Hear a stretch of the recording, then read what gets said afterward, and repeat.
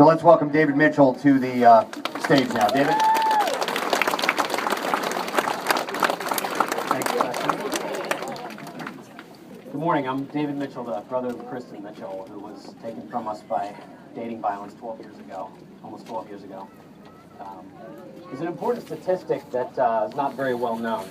People who go to the gym regularly are twice as likely to spot warning signs of dating violence. That isn't actually true. I made that up, but I'll explain why in just a moment.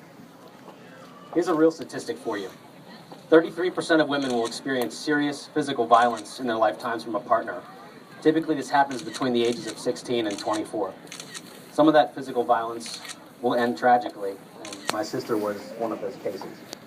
Kristin was 21 years old. She'd graduated from college 3 weeks earlier and had a great career ahead of her. Just starting a fantastic job about 12 miles away from here.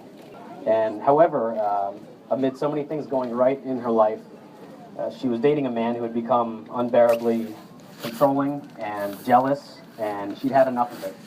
So in the early morning hours of June 3rd, 2005, she made the mistake of trying to break up with him while they were alone in her apartment. And unwilling to allow her to do that, he ended her life with a knife and left 55 wounds on her body. To our knowledge, there was no prior physical violence in their relationship. And yet, I can tell you with certainty that these type of tragedies can be avoided. And you wonder, how can you know that if you didn't see any violence before this? I'll tell you how. So, as you might imagine, I've heard many stories similar to Kristin's over the years. And what they tend to have in common is controlling behavior. She tells him that she's at the mall and he wants a picture to prove it. He tells her that she's ugly or overweight. His friends tell him that, they wonder why he's with her. And it breaks her down emotionally, breaks down her self-esteem, and, she no longer believes that anybody else would want to be with her. When she spends time with family or friends and he's not there, he's calling or texting constantly to keep himself to keep her within his sphere of influence.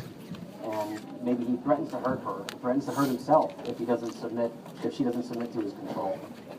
When the time is right and emotions run high and nobody else is there to stop it, tragedy can strike.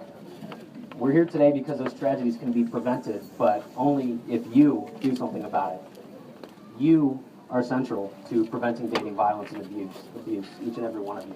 How can you stop it? I'll give you 2 ways. If you remember nothing else from what I said today, remember this. Be a guardian and be a messenger. What do guardians do? They keep their eyes and ears open for signs of violence or of potential dating violence, and if they see those signs, they act. You need to be a guardian for yourself as much as for other people. Those warning signs are well established for dating violence and abuse, and they tend to revolve around power and control. And I strongly urge you to learn more through the resources that you have today or through laurelhouse.org for more information, as well as on how you can take action if you see those signs. So when it comes to taking action, I'll just say do something. Acting can be hard for a lot of reasons. Maybe you know both people in a relationship where you see some of these warning signs and you don't know what to say or how to approach it. Or maybe you don't know the potential victim well enough to feel comfortable saying anything to them about it. Maybe you are the potential victim and you don't know what to do. Whatever it is, find a way to act, and also be sure that you seek help first, because if you just throw yourself in there may be more to it than you understand and that you can handle. So make sure that you, for example, call a hotline and seek advice, or call Laurel House, or the National Domestic Violence Hotline. If you're in college or high school, seek a counselor. If there's a parent you seek, talk to that person. The best of intentions without the right kind of counseling can make it dangerous for you.